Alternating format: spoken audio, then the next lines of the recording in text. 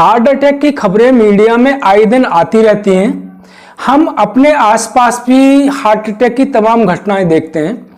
कुछ लोगों की हार्ट अटैक आने से मौत हो जाती है और दूसरे लोग हॉस्पिटलाइज होने के बाद बच जाते हैं।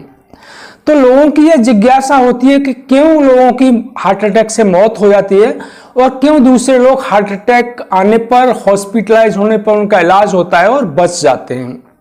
समाज में एक मिथ भी प्रचलित है कि तीसरा हार्ट अटैक आने पर लोगों की मौत हो जाती है।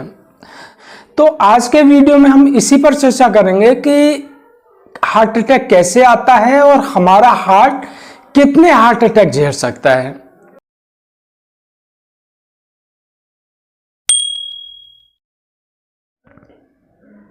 तो हार्ट अटैक कैसे आता है, इसको समझने से पहले हम हार्ट में ब्लड सर्कुलेशन को समझते हैं।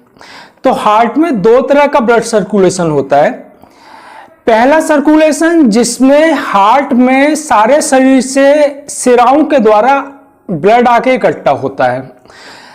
ब्लड को हार्ट पंप करता है और वो आर्टरीज यानी धमनियों के द्वारा पूरे शरीर में चला जाता है। तो ये हार्ट का फंक्शन है। दूसरे तरीके का जो सर्कुलेशन होता है वो वैसा ही होता है जो दूसरे बॉडी ऑर्गन्स में होता है। तो हार्ट के लेफ्ट वेंट्रिकल से ऑर्टा नाम की एक मोटी आर्टरी निकलती है जो पूरे शरीर को ब्लड सप्लाई करती है। तो ऑर्टा से दो आर्टरी निकलती हैं, राइट कोरोनरी आर्टरी और लेफ्ट कोरोनरी आर्टरी। ये राइट कोरोनरी आर्टरी और लेफ्ट कोरोनरी आर्टरी होती हैं, वो हार्ट के लिए ब्लड सप्लाई करती हैं। तो जो राइट कोरोनरी आर्टरी है वो आगे चल के दो आर्टरीज में बढ़ जाती है, मार्जिनल आर्टरी और पोस्टीरियर इंटरवेंट्रिकुलर आर्टरी।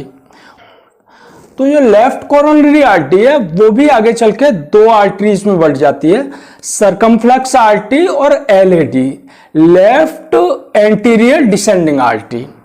तो एलएडी है वो कई आर्टरीज में आगे चल के बढ़ जाती है, जैसे anterior interventricular artery, marginal artery, diagonal artery. तो जो राइट कोरोनरी आर्टरी है वो 30% हार्ट को सप्लाई करती है और लेफ्ट कोरोनरी आर्टरी है वो 70% हार्ट को सप्लाई करती है। तो अब हम समझते हैं कि हार्ट अटैक आता कैसे है।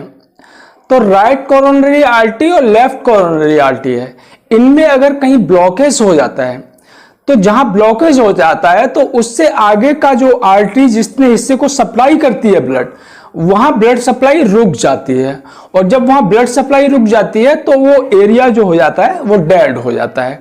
तो इस तरह से वो हार्ट अटैक आता है।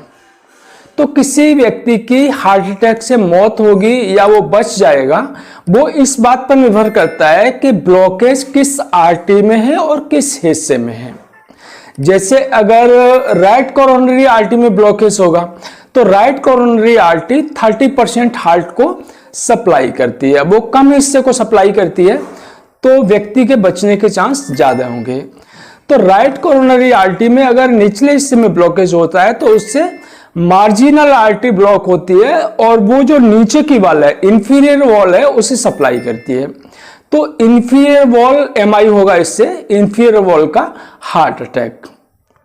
तो इंफीरियर वॉल एमआई में प्रोग्नोसिस बहुत अच्छी होती है और उसमें करीब 10% से कम लोगों की मौत होती है। अगर लेफ्ट कोरोनरी आर्टरी में ब्लॉकेज होगा तो वो ज्यादा हिस्से को सप्लाई करती है, 70% हिस्से को सप्लाई करती है, तो उसमें ज्यादा हिस्से के डेड होने के चांस होंगे और मृत्यु के चांस ज्यादा होंगे। अगर वो ऊपर ब्लॉकेज होगा तो ज्यादा हिस्सा प्रभावित होगा। अगर डायोगनल आर्टरी या मार्जिनल आर्टरी में कहीं ब्लॉकेज होगा तो कम हिस्सा ही प्रभावित होगा और छोटी आर्टरी में होगा तो पता भी नहीं चलेगा कि हार्ट अटैक आया था या नहीं आया था। तो इस बात का बहुत ज्यादा महत्व नहीं है कि कितने हार्ट अटैक आए, इस बात का महत्व है कि किस आर्टरी में ब्लॉकेज हुआ और हार्ट अटैक आया और किस पार्ट में आया।